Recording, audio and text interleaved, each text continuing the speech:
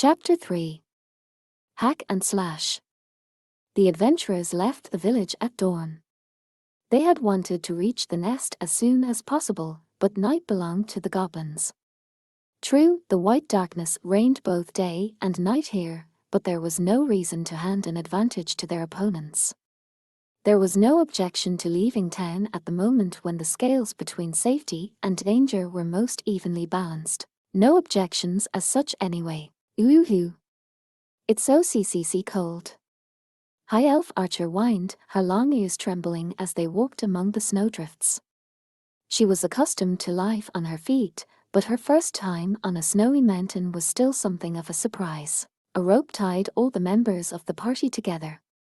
Scaling the snowy peak would not be easy. The fluffy white snow carpeting the ground was deep and cold, and if anyone was unlucky, their foot might find a place where there was nothing but loosely packed snow. There were spots with sharp fallen rocks where a careless stumble could cost one's life. HRGH. This is quite. Are you okay? Oh. But of course. Lizard Priest, who came from the south, became even slower as he grew colder. He nodded at Priestess, who was looking at him with worry, and curled up his tail. Dwarf Shaman grabbed his hand. Hang in there a bit longer. I'm using tailwind to keep the blizzard off us. It could be worse. And I'm grateful. Lizard Priest nodded. My Lord Goblin Slayer, how does it look ahead? No problems. That's reassuring. Goblin Slayer was walking just a bit ahead of his four companions. He looked down the ridge of the mountain, comparing their position to the map in his hand. We're almost there. Be that as it may, the scene before them was an uninspiring one. A dark hole marred the white landscape of the mountain. Waste was piled to one side of the entrance. It was certainly the sort of place that monsters would call home. They were all thankful for Dwarf Shaman's tailwind spell, which enlisted the help of wind sprites to hold the blizzard at bay. Still, we need to get warm, the dwarf said. Hey, beard cutter. All right if I start a fire. Please. On it. With skill befitting a dwarf, he pulled out some dry branches and struck a flint. Where did you find those? Priestess asked. Under the snow, and then a little farther down. You'd do well to remember that. They sheltered in a small cave they dug out of the snow so the goblins wouldn't see their fire. The sky, heavy with clouds, was still slightly dark, the sun was weak and far away. Sunset is near. When our bodies have loosened up, we'll go in. Goblin Slayer loosened the straps on his armor and set down his bag. Priestess looked at him in surprise. She had never known him to remove his armor like this before. Are you sure it's okay to be doing that? If I don't spend at least a few minutes this way, my body will never relax. He took off his gauntlets, squeezing his rough but untanned hands mechanically. You should rub your arms and legs, he said. If they're poisoned by ice sprites, they may rot and fall off. Eep. High Elf Archer yelped. She knew as much about sprites as any of them, and maybe that made the thought even worse for her. With a frown, she began to work her fingers along her limbs. Your feet, too. Don't forget. Right. Priestess took off her boots and socks and began rubbing her pale, slim toes. Her socks surprised her, they were soaked through and quite heavy. Perhaps it was a mixture of sweat and snow melt. I should have brought a second pair. How are you doing? Goblin Slayer asked, looking at Lizard Priest. The monk's scaly face was as difficult to read as Goblin Slayer's, but for an altogether different reason. Still, it was clear enough that he was practically frozen stiff from the cold. Lizard Priest picked a bit of ice off his scales. Millimeter. Well, we've arrived anyway. Who knew there were such chilly places in the world? There are others even colder than this. Incredible. He could well believe the rumors that his forebears had been annihilated by a deep freeze. Quietly snickering at the lizard, Dwarf Shaman reached nimbly into his bag and pulled out a jar of fire wine and cups for the whole party. He began to pour. Here's some wine, drink up. It'll warm your innards. Wonderful. Millimeter, you know just the thing, Master Spellcaster. Oh, stop it, you're embarrassing me. Here, some for you. Thank you, said Priestess. Thanks. High Elf Archer. I appreciate it. Goblin Slayer. They each began to sip at their drinks.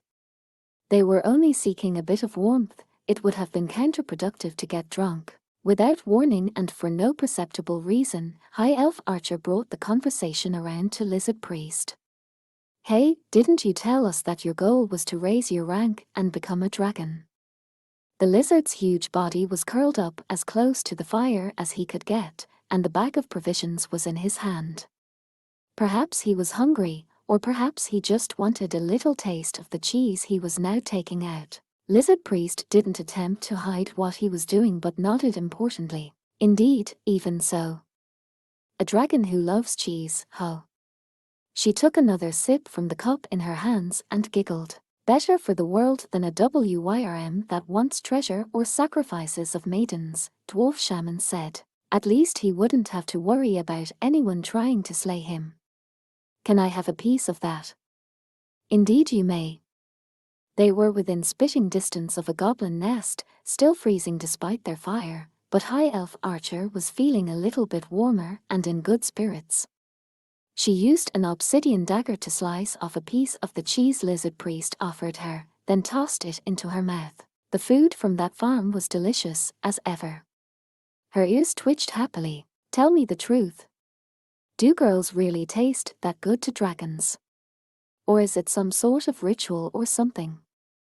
A fine question. Perhaps when I become a dragon, I shall understand. Are you? I mean, you don't have any doubts that you'll be able to become a dragon? Priestess asked, sipping hesitantly at her wine. A small sigh escaped her lips. I mean, breathing fire and flying through the air. Maybe those are things you could do with miracles. Hehehe. That's how the old folk describe dragons, all right. Dwarf Shaman had already drained one cup and was pouring himself a second. But you can't believe most of what old folk say anyway. But in my hometown resided a great and terrible dragon that had turned to a skeleton.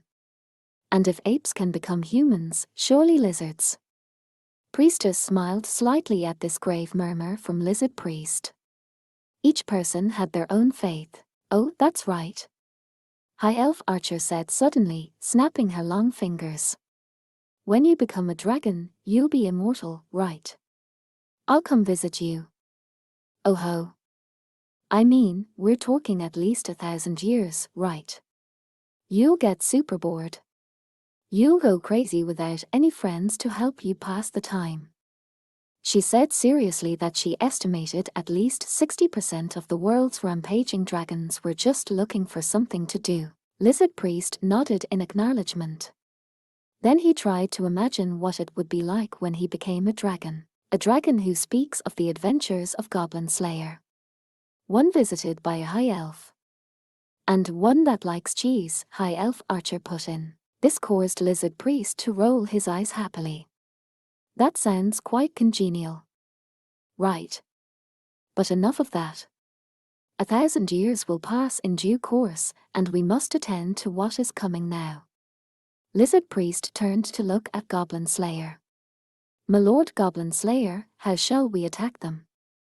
He had been listening to the conversation silently. Now he said, good question, and immediately lapsed back into thought.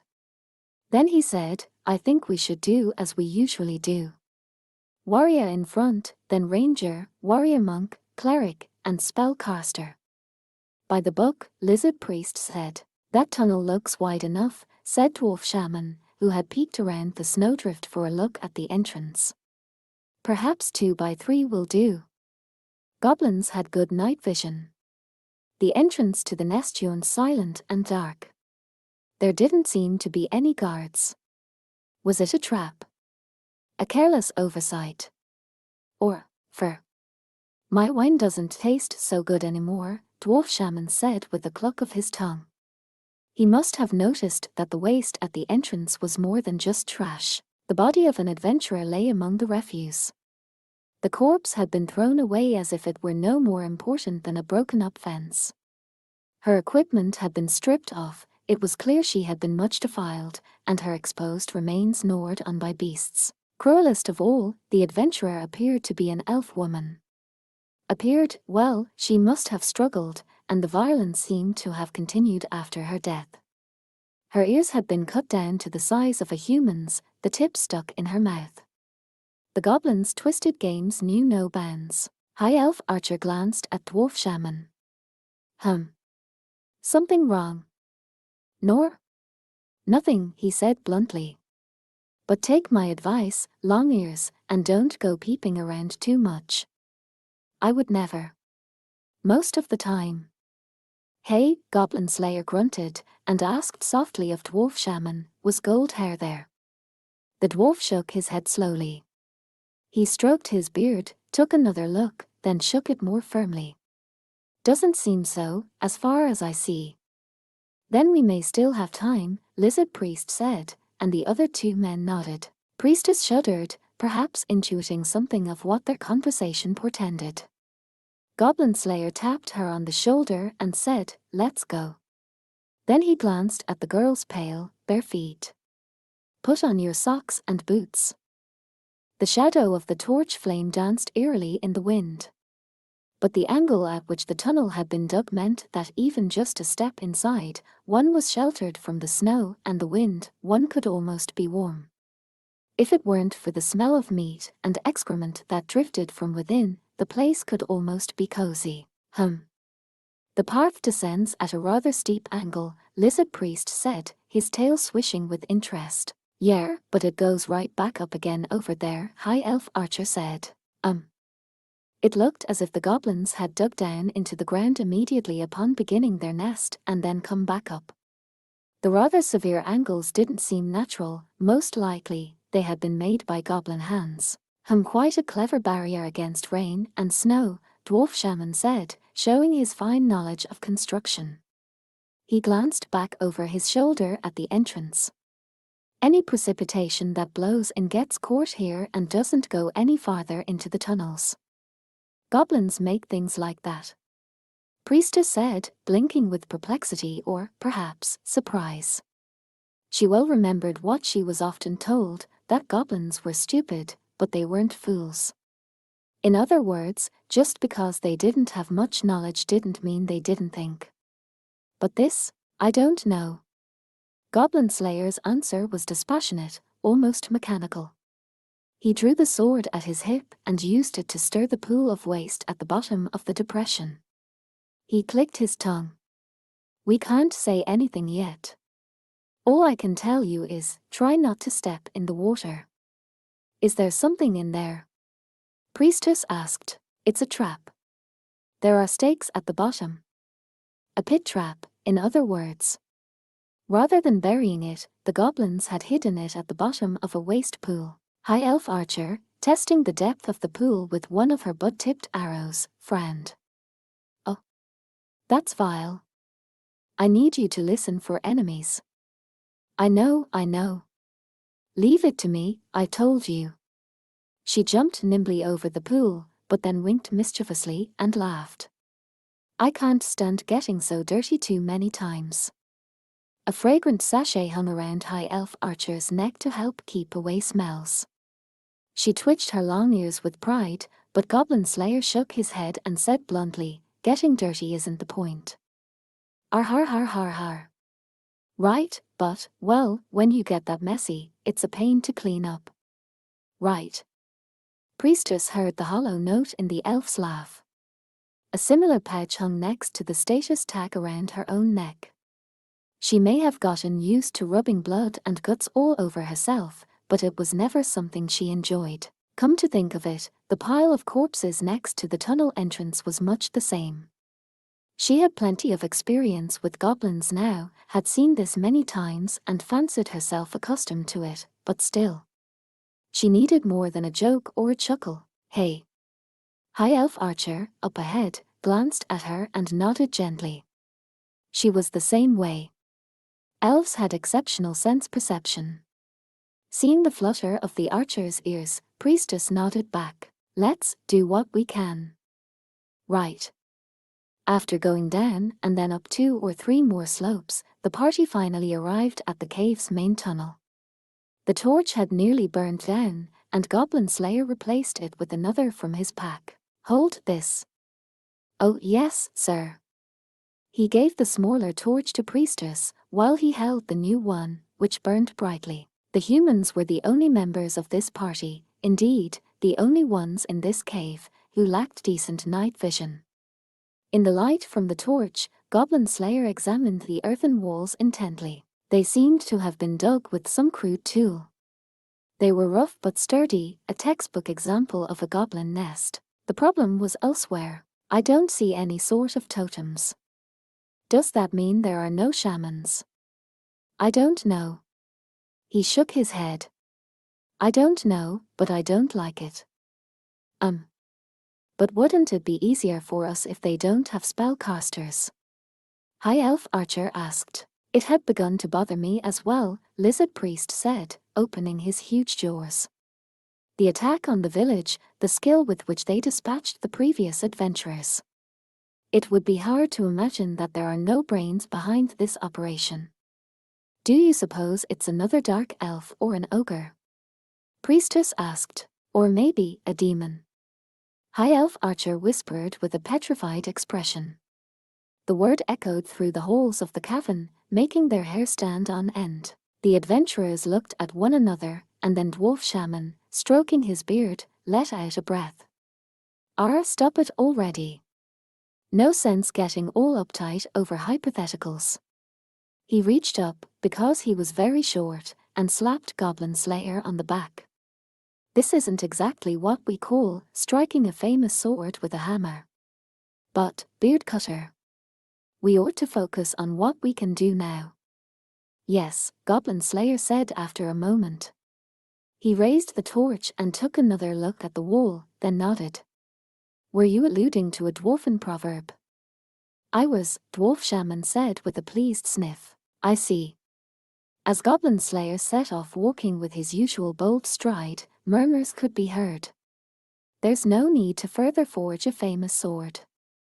And then, not bad. The layout of the cave didn't seem too complex, and they followed the path for a while. There was no sign of goblins, only a pervasive stench of rot. I think I'm gonna be sick, High Elf Archer muttered, pulling her collar up over her mouth. Nobody else said it aloud, but most of the party seemed to sympathize with her, Goblin Slayer accepted. Eventually they came to a T-shaped intersection. High Elf Archer immediately crouched down, inspecting the floor carefully for footprints. Lots of prints heading to the right, she reported, clapping her hands to get the dust off them. She couldn't always read man-made buildings, but in natural settings like this cave, her eyes were reliable. That suggested that to the right were sleeping quarters, with an armory or warehouse to the left. Or perhaps, last time, we started with the toilet, Dwarf Shaman said. Correct, Goblin Slayer said. It would be inconvenient to miss someone simply because he was using the bathroom. Same plan this time. Millimeter, Goblin Slayer grunted. Should they do the same thing they had done before? Was it safe to use the same strategy each time? What was the likelihood that the enemy would predict what they were going to do? Imagine. Think. If a human's actual armaments were his first weapon, knowledge and planning were his second. If he were a goblin, what would he do? We'll hit the right first. Goblin Slayer made his determination without compunction. There was no debate. High Elf Archer knocked an arrow into her great bow, while Lizard Priest prepared a fang blade. Dwarf Shaman had his bag of catalysts in hand, and Priestess gripped her sounding staff firmly. They moved quickly through the tunnels, arriving at a large, hollowed-out living area. There before them was a horde of goblins, carrying shovels and pickaxes as if preparing for a surprise attack. O Earth Mother, abounding in mercy, grant your sacred light to we who are lost in darkness." With these words, priestess seized the initiative. She did this through no special ability, just a roll of the dice. But the way she intoned the holy light miracle without hesitation was a sign of how much she had grown. She held up her staff, the end of which was host to the sacred miracle. A brilliant light filled the cavern. Gorarab. Org. The goblins, struck by the holy light, pressed their hands to their eyes and cried out. She counted 10, no, 15, 17. No hobs, no spell casters. Archers present. Let's go. For the adventurers, who had the light at their backs, the illumination was no problem at all. First blood is mine. No sooner had Goblin Slayer issued his order than a butt-tipped arrow began to fly. High Elf Archer had drawn back the spider silk string of her bow elegantly, releasing the 3 arrows she carried in a single motion. The cavern may have been dark and confined, but that was no hindrance to an elf's aim. Her skill was so advanced that it was hardly distinguishable from magic. 3 goblins collapsed where they stood, 14 left. A hail of stones began to assail the remaining creatures. "Come out, you gnomes, it's time to work, now don't you dare your duty shirk, a bit of dust may cause no shock, but 1,000 make a lovely rock." Dwarf Shaman flung some sand into space, turning it into rocks that rained down on the enemy. Orgar. Grow Orab. The goblins howled and fell back. The stone blast spell assailed them indiscriminately, breaking bones and tearing flesh. At this point, of course, spells that harmed the enemy and those that aided allies were both of use. It was Dwarf Shaman himself who had settled on Stone Blast, an offensive technique. Spells that struck an entire area were best while one held the initiative, before engagement with the enemy. 10 goblins left. Screeching and weeping their vile tears, the monsters surged forward. "Here we go. You're up, Beard Cutter. Scaly. Ruo. Good." One great roar and one curt reply, the 2 members of the party's vanguard stood blocking the entrance to the room. It was only logical that they not enter. When fighting a large number of opponents, it was wise to choose a choke point and defend it. The enemy, which had outnumbered them nearly 4 to 1, was reduced to half its strength. And only 2 or 3 goblins could stand abreast in the tunnel. Against the 2 warriors, and in light of the terrain, the fight was nearly even. It only went to show how crucial it was to take the initiative in combat. After all, there would always be more goblins than there were adventurers. The fate of adventurers who sought to face goblins without acknowledging that basic fact was a cruel one. Gorb. Er. The goblins were still half-blind from the flash of light, their attacks were hardly worth worrying about. Lizard Priest struck out with claws and tail, dealing one goblin a mighty blow and rending another to pieces. 8 left. Lizardman respected animality, for it was a bestial nature combined with keen intellect that defined the Nagas. Violent and brave, war cries mingling with prayers, Lizard Priest threw himself at the surviving goblins. HMPH, just beside him, Goblin Slayer stabbed the creatures in their vital places, quietly, dutifully, precisely. Throat, heart, head. It didn't matter. Humanoid creatures tended to have a great many weak points. Goblin Slayer personally preferred the throat. A stab there might not result in an instantaneous kill, but it would render the target helpless. He kicked aside a choking goblin and hurled his sword at another one farther away. Oragargar. 10, 11. His target collapsed, pierced through the throat. Even in the dark, his aim was exact. 6 left. Goblin Slayer shoved a club belonging to one of the dead goblins with his foot, kicking it up into his hand. He caught an axe blow from the goblin beside him with his shield, then aimed a strike of the club at the creature's stomach. Arerau. Something disgusting poured from the goblin's open mouth. Goblin Slayer struck again. This made 2 more since his last count. After dealing a vicious blow to the creature's skull, Goblin Slayer nonchalantly swept the vomit from his shield. 13. The enemy is going to recover soon. Right. 4 left. Hardly an excuse to take it easy, of course. Despite the nervousness evident on her face, Priestess held up her sounding staff and invoked another of the soul-raising miracles. O Earth Mother, abounding in mercy, grant your sacred light to we who are lost in darkness. The Earth Mother answered the prayer of her faithful disciple with another miracle. Blinding light filled the room once more, banishing the darkness of the cavern. The goblins, however, were no fools.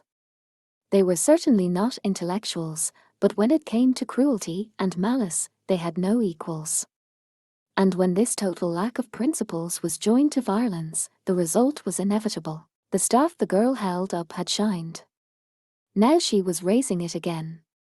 That meant it would shine again. One of the goblins, putting these most basic facts together, ducked his head. Unfortunately, he was one of the archers. As his 3 companions were murdered, he kept his head down, waiting for his chance, bow and arrow at the ready. Har. The shout seemed to be one of shock. Someone tumbled, it was High Elf Archer. The goblin's arrow had lanced between the 2 front-line guards to strike her. A critical hit indeed. What is this, now? Lizard Priest exclaimed. HRGH, a crude but sinister arrow stuck cruelly out of High Elf Archer's leg. Goblin Slayer glanced back, then tossed his club before running over to the elf. Arag. Whoosh! The club spun once in the air and then connected firmly with the goblin's head, provoking a scream.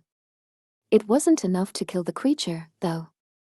As he ran, Goblin Slayer picked up a dagger from the ground, covering the final few steps in one great leap. Go air! The goblin grabbed his arrow and spun, trying to get away, but he was too late.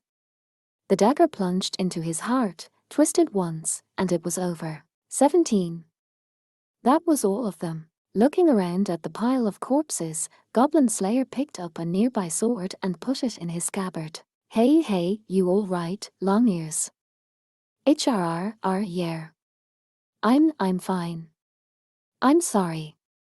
I failed. I'll tend to you right away, Priestess said. Is it poisoned? Here, Lizard Priest's gravelly voice said. First, we must remove the arrow.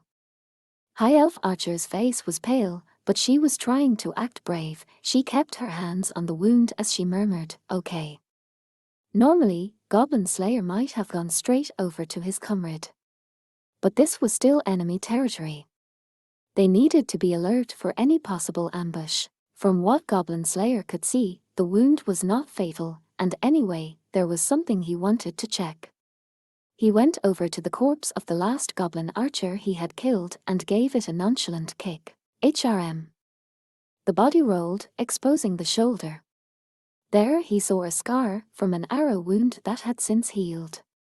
He remembered this goblin. What? What's wrong? At that moment, Goblin Slayer heard voices of surprise coming from behind him and turned around. He strode over to where High Elf Archer was cowering. Priestess looked up at him from beside her. Goblin Slayer, sir. Look at this. With a shaking hand stained with High Elf Archer's blood, she held up the shaft of an arrow. Yes, just the shaft, no arrowhead. It had been carved from a branch, crudely enough to suggest a goblin's work. It even had some ugly little feathers stuck on the end. The head, however, had not been well secured. Or perhaps that had been done deliberately.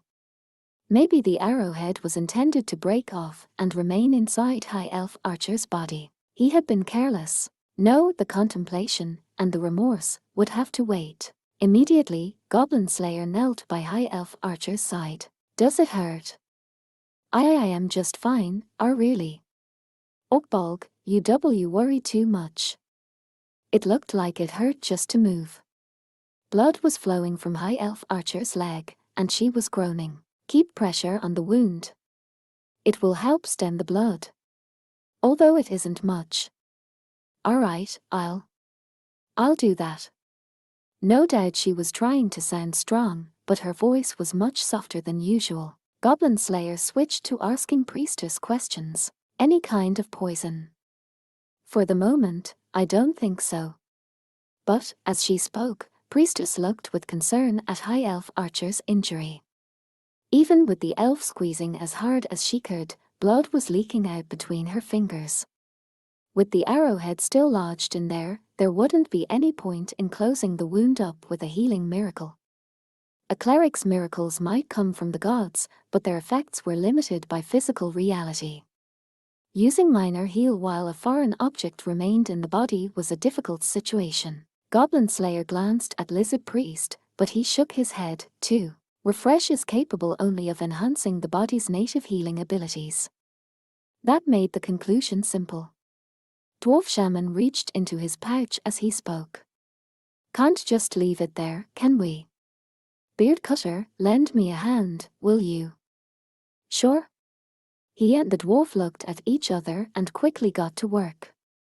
Priestess, who had some idea of what they were going to do, looked rather distraught. High Elf Archer, who didn't, merely seemed uneasy. Goblin Slayer drew a dagger, his own, not one he had stolen from a goblin, and checked the blade. I'll do it. Give me fire. Sure thing. Dancing flame, salamander's fame. Grant us a share of the very same. Dwarf Shaman removed a flint from among his catalysts, striking it as he spoke. A little ghost flame sprung up in midair, shining on Goblin Slayer's dagger. Goblin Slayer heated the blade carefully and then snuffed the flame out with a quick motion. Almost at the same time, he pulled a cloth from his own bag and tossed it at High Elf Archer. Hold that in your mouth. What are you planning? I'm going to dig out the arrowhead. High Elf Archer's long ears stood straight up. I don't want you to do that. After we get home, we can. Still sitting on her behind, she scrambled backward. Dwarf Shaman let out a sigh. No whining, now, long ears. Beard Cutter has the right of it. You want that leg to rot and fall off. From beside them, Lizard Priest spoke coolly and with the conviction of a rock falling from the sky. There would certainly be no reattaching it then. Ooh. Oh. Come on, everyone, you're scaring her. Priestess, unable to sit by any longer, scolded the men of the party, but she made no effort to stop what they were doing. She herself had an arrow pulled out of her by force once. She knew the fear and the pain, and just how much worse it could get if they left it alone. At least, try to do it in the least painful way possible. What else would I do? Goblin Slayer was waiting for the red-hot blade to cool to the right temperature. A traveling doctor had taught him that doing this would get rid of any poison on the blade. Show me the wound. Urk. Oh. You really won't make it hurt, will you? Very slowly, her face completely bloodless, High Elf Archer moved her hand. Goblin Slayer didn't respond but inspected the injury, from which blood was still dripping. Wine. Right, air. Dwarf Shaman took a mouthful of fire wine and spat it out, as if he were casting stupor. Tears leaped to High Elf Archer's eyes as the alcoholic spirits burned in the wound. RRGH. Bite down on the cloth. So you don't bite your tongue. Just asking again, but you won't make it hurt, will you? I can't promise anything, Goblin Slayer said with a shake of his head. But I'll try. High Elf Archer, appearing resigned, bit down on the cloth and squeezed her eyes shut. Priestess clasped her hand. And then Goblin Slayer plunged the dagger into the elf's thigh, widening the wound, digging deeper. HRRRGH, gar. Gag? High Elf Archer's lithe body flopped like a fish that had washed up on the shore. Lizard Priest pressed down on her shoulders to hold her steady, and Priestess continued to hold her hand. Goblin Slayer didn't pause in his work, his hand was cruel but sure. The removal of the arrowhead took only a matter of seconds, although High Elf Archer might have sworn that hours had passed. Done. Hoo, she let out long breaths of relief. Lizard Priest placed a scaled hand on High Elf Archer's thigh and recited, Gorgosaurus, beautiful though wounded, may I partake in the healing in your body. He was granted a gift, refresh. The power of the fearsome Nagas made the archer's wound better before their very eyes. Flesh joined itself, and skin built itself up, the wound seeming to boil away. A true miracle. Can you move? He asked. Why, yeah, High Elf Archer said unsteadily, tear still at the edges of her eyes. She moved her leg back and forth, checking that it worked. Her ears drooped pitifully. Each human first aid is awfully violent. I can still feel it. Are you okay? Priestess asked, offering her shoulder to support High Elf Archer as she stood up. I think so. Can you shoot your bow? Goblin Slayer asked. Of course I can, the elf replied, perhaps a little more hotly than necessary. She wasn't bragging, exactly. But even if she could still shoot, her mobility was impaired. At least for the remainder of the day. We ought to make a tactical retreat, Goblin Slayer shook his head. But we can't do that yet. I am not confident in the number of our spells and miracles remaining, Lizard Priest announced calmly. Even so, the helmet turned slowly from side to side. There are still more of them deeper in. We have to investigate. Goblin Slayer checked his armor, helmet, shield, and weapon. Satisfied, he turned to his companions. I can remain by myself if you prefer. The wounded High Elf Archer was the first to respond. Don't try to be funny. We're coming with you. Right. Indeed. We certainly are, Priestess said with an energetic nod. Millimeter, Goblin Slayer grunted. Lizard Priest laughed and put a hand on his shoulder. I suppose that means all of us are going, then. For Longears, never thinking of how tired the rest of us are, Dwarf Shaman said with a smile and an exaggerated shrug. High Elf Archer fixed him with a glare. Hey, Orkbolg's the one who wants to. And they were off and running.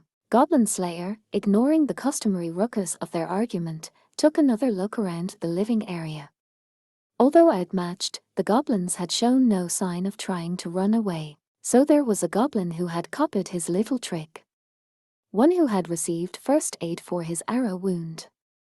And one who commanded him. I don't like it, he muttered. He didn't like it at all. HMPH. Goblin Slayer gave the rotted old door a kick, bringing it crashing down. At almost the same moment, the adventurers piled into the room, taking up positions, with Priestess in the center of their formation, holding a torch. HRM. They had expected a warehouse or an armory or, perhaps, a toilet. But the room the light shone on was none of those. Much like the living area from earlier, this was another large room dug out of the earth. There were several mounds of dirt that might have passed for chairs. Farther into the room was an oblong stone that might have been brought from elsewhere. It was unmistakably an altar. This was a chapel, so was this cave a temple? If so, this altar would be where they offered their sacrifices. Oh. Priestess was the first to notice, as was often the case. She rushed over. The memory of a trap they had encountered in the sewers flashed through her mind, but that was no reason to hesitate. She would be vigilant, but she would not refrain from helping. A woman lay atop the cold stone as if she had been simply tossed there. She wore not a scrap of clothing. Her exposed body was dirty, and the way her eyelids were squeezed shut spoke to her exhaustion. Her matted hair was a gold the color of honey. She's breathing. Priestess said happily, gently cradling the woman. Her ample chest rose and fell gently, the proof of life. Quest accomplished, ho. High Elf Archer muttered, obviously believing no such thing. There was never any sense of satisfaction or closure in slaying goblins. She pursed her lips and looked around the chapel. It was a primitive place of worship. To a high elf like her, it didn't seem like it would be possible to sense the presence of the gods in a place like this. I wonder if a priest of the evil sect was here. Or perhaps these are vestiges of some ancient ruin, Lizard Priest said, looking around. The elf could hear him scraping away at the dust as he examined the place. Though I cannot quite imagine what god could be worshipped in such a vulgar place. Wait just a bloody moment, Dwarf Shaman said, running his finger along the wall. This earth is fresh. This was dug out recently. Goblins? Goblin Slayer asked. Probably, Dwarf Shaman nodded. Were goblins fallen ruse? Or elves or dwarfs? Or did they come from the green moon? No one knew. But as creatures that made their homes underground, they had estimable digging skills. No matter how remote the place, goblins could dig a hole and start living in it before anyone knew what was happening. They could pop out and surprise a group of adventurers as easily as they could eat breakfast. One didn't have to be Goblin Slayer to know this. On her first adventure, Priestess had. Look here. At the distressed exclamation from Priestess, he looked once more at the captive adventurer. Priestess was holding up the woman's hair, not afraid to get her own hands dirty. She was pointing to the nape of the woman's neck. High Elf Archer couldn't hold back a mutter of "That's awful," and it was hard to blame her. The unconscious woman's neck bore a brand, which stood out painfully. The ugly red and black impression besmirched her otherwise beautiful skin. HRM. Goblin Slayer picked up the metal brand, which lay on the floor nearby. It looked like a stray horseshoe or some such thing had been worked into a complicated shape. Is that what they used? Lizard Priest asked. So it appears. It seemed to be a sort of circle, in the middle of which was something that looked like an eye. Goblin Slayer took a torch and examined the brand carefully, fixing it in his memory. Was it the mark of a noble tribe or clan? There remained many mysteries about goblins, however. It doesn't appear to be a goblin totem. Goblins had little notion of creating things themselves. They would simply steal what they needed, that was enough for them.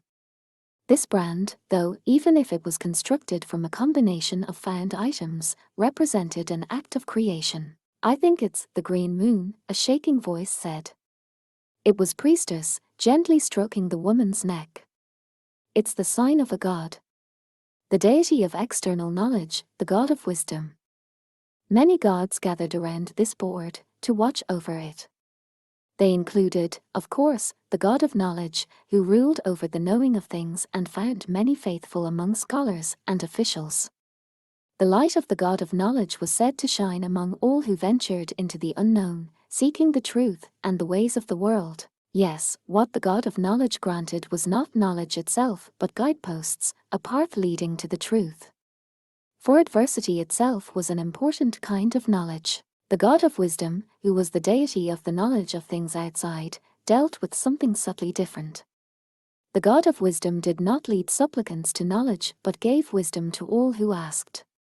What this would do to the world, the board, was probably of no interest to the deity. Consider, for example, a young man who, confronted with the niggling unhappinesses of daily life, mutters, "Maybe the world will just end." Normally, such words would be mere silliness, an innocent expression of dissatisfaction.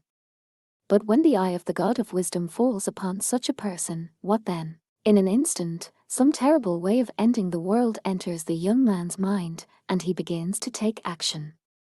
More than a few believe in this god, thanks to unaccountable bursts of insight. But, geez.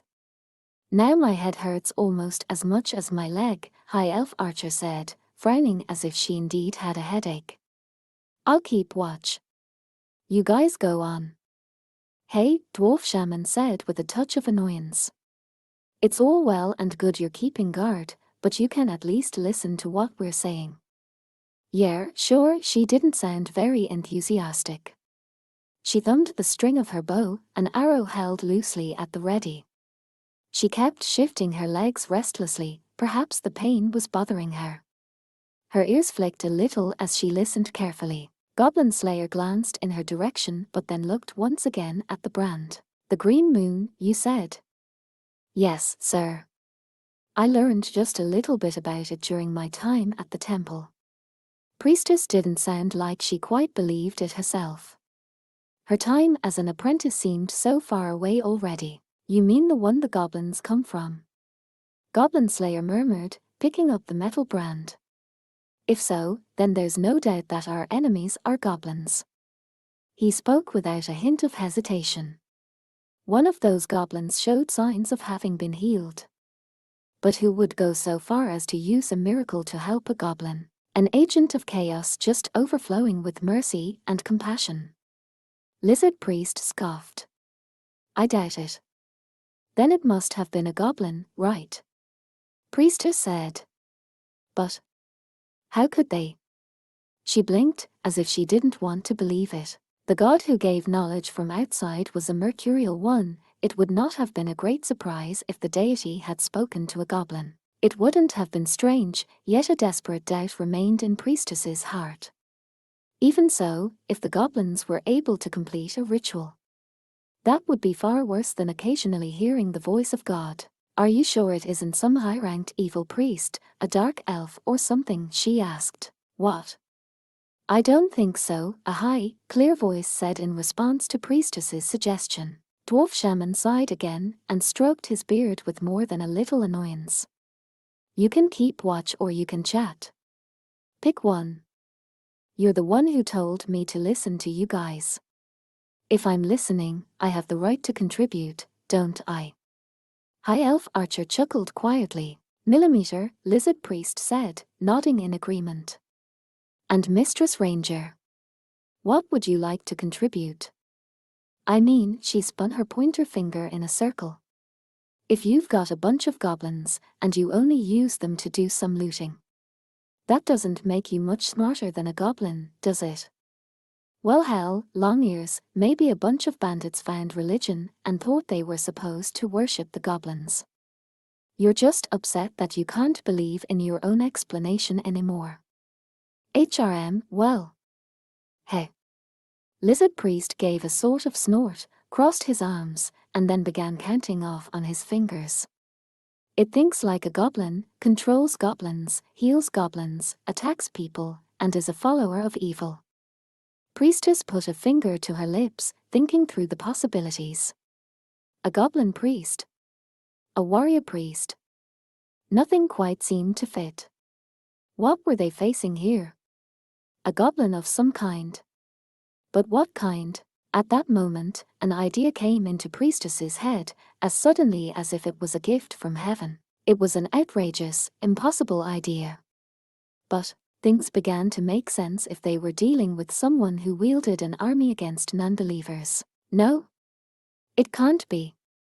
That's impossible.